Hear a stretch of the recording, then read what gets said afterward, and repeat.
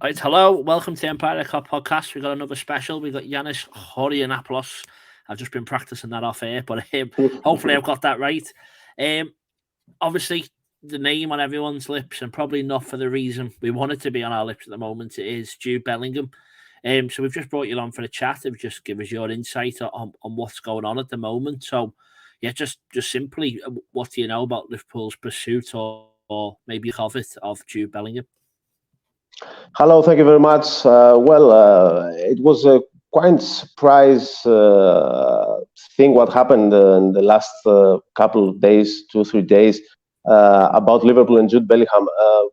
We all know about the links in most of the English media that Liverpool are out from Bellingham race, and I'm quite surprised because Liverpool is a top club. Everyone knows about the impact the club has in the market. And of course, we all know all the economical data and status for this transfer.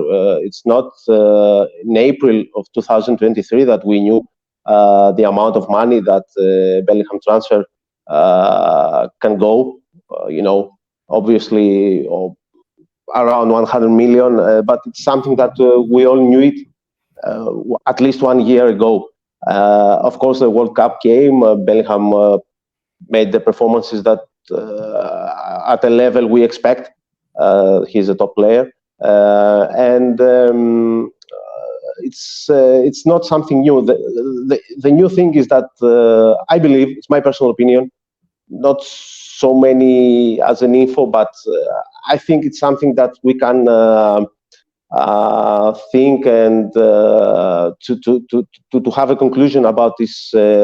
What Liverpool did is that, for me, is a strategy move from Liverpool to say or to make public that they are out from Bellingham transfer.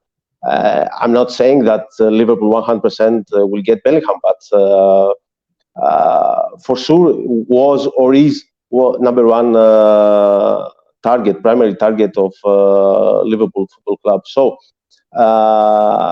it will be a big transfer. Yes, it will be maybe a transfer of over 100 million, or at least at this amount of money. Yes, but it's not something new, as I said before. It's something that we all know at least 1 year ago. And if we knew it, for sure Liverpool knew it faster than us, and more, how can I say, with a plan. Liverpool is a big club with a lot of people are actually on at this situation about transfers. A lot of people are working for transfers, and especially for deals of 50, 60 million, 100 million. So for me, it's a strategic movement from Liverpool.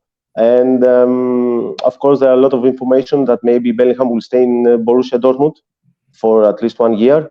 And if this happens and he don't sign a new deal, a new contract with Borussia, then his contract will expire in a year. Well, I mean, in summer 2024, then he will have only 1 year in his contract.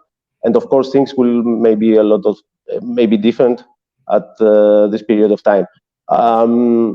Nobody knows if another club nobody knows what will happen if another club make an offer at 100 and 120 million at Borussia for Bellingham at summer 2023. Of course, the German club wants to have a lot of money for them and for their plans. But I think that the Bellingham story is not over yet for Liverpool.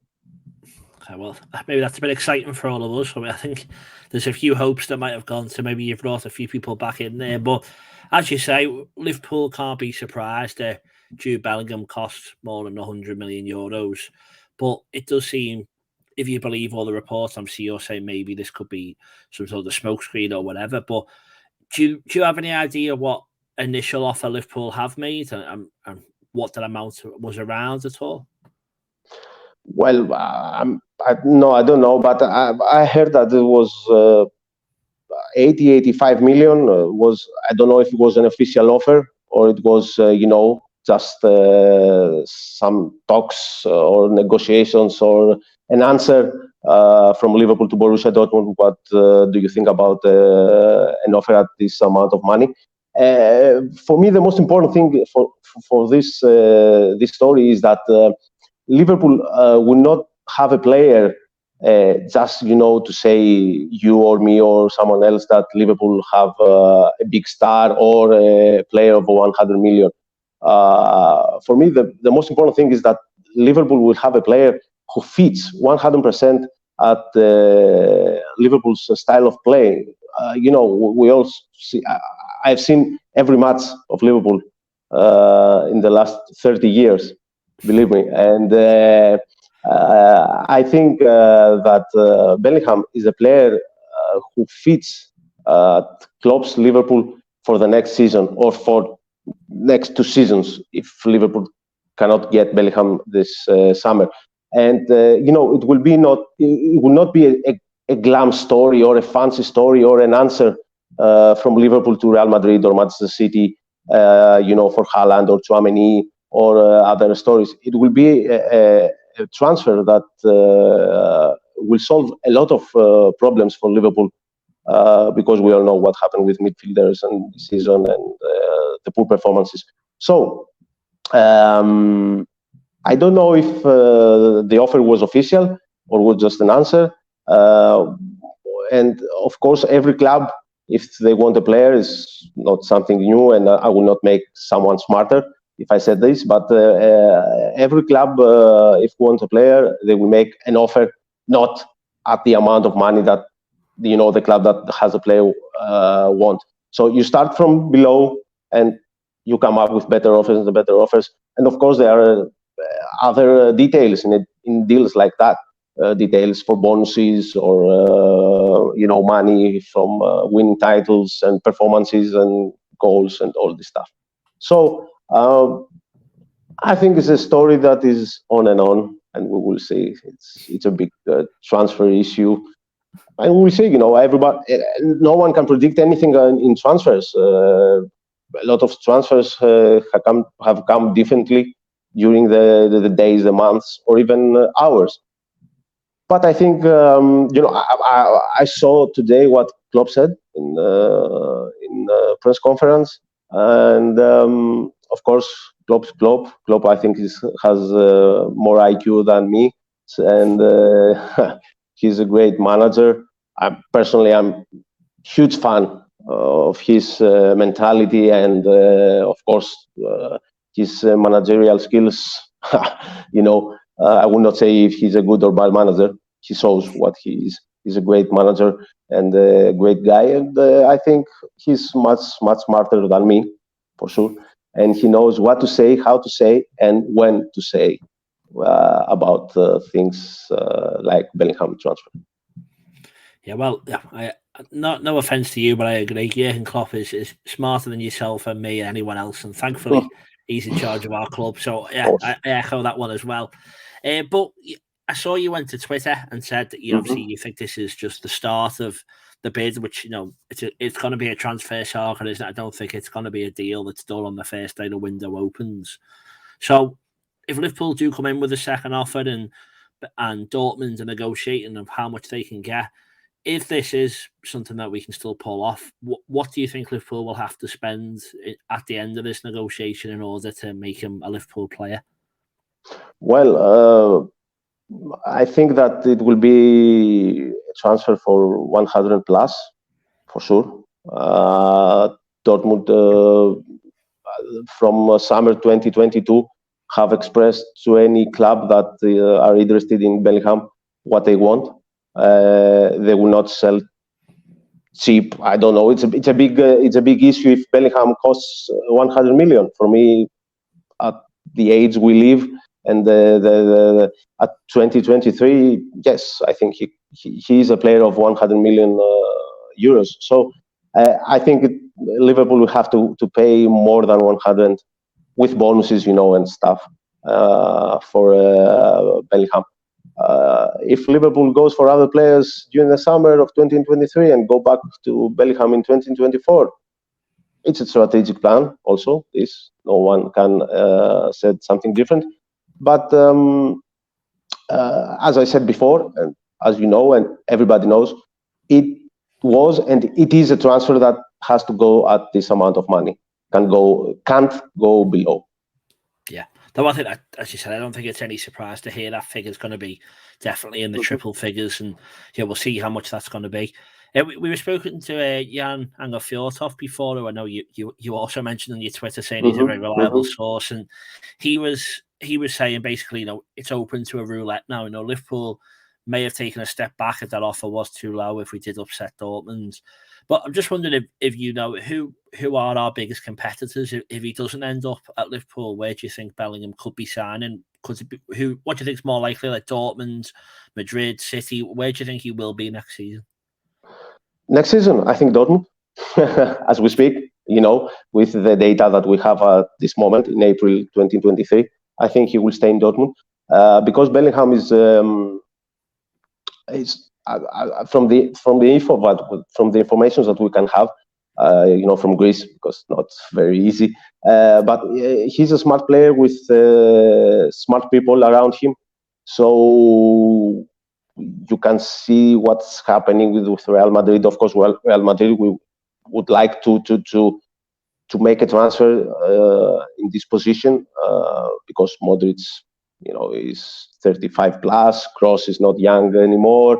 But they also buy Tchouaméni and he's not playing. So Real Madrid is I think it's a difficult and really strange club for a player to adjust. Liverpool is much easier because he's English. He knows what Liverpool is and how important club it is. My prediction and my information is that as we speak, he will stay in Dortmund. For me, the most the most dangerous competitor for Liverpool, I think it will be Manchester City, because it's also an English club. Guardiola knows how talented Bellingham is, and he also fits at his plan, more or less. Liverpool and Man City are not playing the same style of football, but they have similarities, especially when they have the ball. Not so much when the opponent has the ball, but when Liverpool or Manchester City have the ball, they have a lot of similarities, the way they want to break the opponent. So Bellingham, of course, it will be a great player for every club. It will be a very big transfer for Manchester City. So I think the most dangerous competitor for Liverpool is Manchester City. Yeah, well, they certainly are dangerous because we know they've got quite a big bank balance to spend on any players they want. So, if as you say, though, you seem to think that Bellingham will be at Dortmund next season, which obviously still gives us a chance for the year after. But, at the very least, Liverpool have got Naby Keita, Oxlade-Chamberlain, Bobby Firmino, Arthur Melo, maybe even James Milner, all leaving this summer. So we're definitely going to have to sign someone. Is there anyone that you think, or several players that you think that will be coming to Liverpool next season that you've heard? Yeah, of course. I think it will be the most important and great summer that Liverpool will have in the last. Of course, every summer Liverpool signs someone great, but I think it's going to be a very, very important summer for Liverpool. All that we say and we hear that a lot of players will come in and leave the club. You mentioned all of them before. I don't know, maybe center back will come. I think it's very, very. I'm at least 90% sure that the center back will come in Liverpool. Van Dijk and Konate are two great players, but I think the club and Klopp knows that Liverpool wants someone after them or a player that he can play with them, with Konate or Van Dijk. So I think it will be a centre back. Gvardiol is a player that no one, can say that cannot stand in Liverpool. He can play for Liverpool, but of course he's a player who is a big transfer also, I don't know, 80, 90 million maybe, which is also a big amount of money. But especially in midfielders, Liverpool will have to buy at least two. Maybe it's a small number what I say, because Henderson, Fabinho will be there, of course, but you need at least Thiago will be there, but great player, but with a lot of injuries. So you need a player who can carry the ball also, but a player who can play in defense also. But all these players at modern football are 6 and 8. They can play 6 and 8 also, and this is the great midfielders at this age. So I think, a lot of names. We hear a lot of names, especially after the Bellingham thing, after 2 or 3 days before. Caicedo is a player that Liverpool wants. McAllister for sure is in the list. But Enzo Fernandez was at the list, but Liverpool saw that the transfer went at 120 million. A lot of money for Enzo Fernandez, and only with 1 year of competitive football at his back, when he came from River Plate to Benfica. But he played only 1 year in Benfica. He did a great World Cup for sure, but 120 million are a lot of money. So I think, yes, Liverpool will sign at least 2 midfielders, maybe 3, a central back for sure, maybe a right back also, because I think Liverpool want a player who can play when Trent Alexander-Arnold, needs some rest for sure. Yeah, so that sounds it's going to be a busy summer then. I think the owners might have to get their checkbook out, which isn't something that we maybe do as often on several players in the same window. Although obviously we have seen Cody Gakpo and Darwin Núñez come in the last 2 windows, so it's not like we're not bringing anyone in at all. No. So I've seen a lot of people basically saying Jude Bellingham's off. You've given me an answer or an insight there that seems to suggest that we do still have a strong chance. And I have seen that you should never ask anyone a yes or no question, but I think it's always good to see if we can put you into a corner. Maybe not this summer, just eventually. Do you think, yes or no, do you think Liverpool will sign Jude Bellingham? This is the 100 million question, huh? I think yes. Yes. I think yes. Summer, but maybe next summer. But I think yes. I think Bellingham also wants Liverpool.